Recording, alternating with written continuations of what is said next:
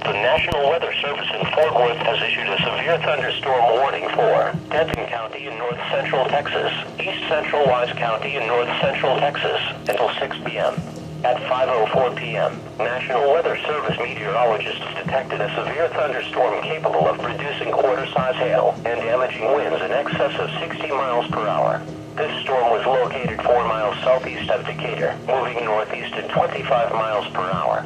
Other locations in the warning include but are not limited to Justin, North Lake, Corral City, Argyle, Bartonville, Crum, Copper Canyon, Denton, Highland Village, Corinth, Roberts Park, Isle Dubois, Shady Shores, Sanger, Lake Dallas, Krugerville, Hickory Creek and Crossroads. Frequent lightning is occurring with this storm. Stay away from windows and doors and avoid using corded telephones unless it is an emergency. A tornado watch remains in effect until 9 p.m. Thursday evening for eastern Texas.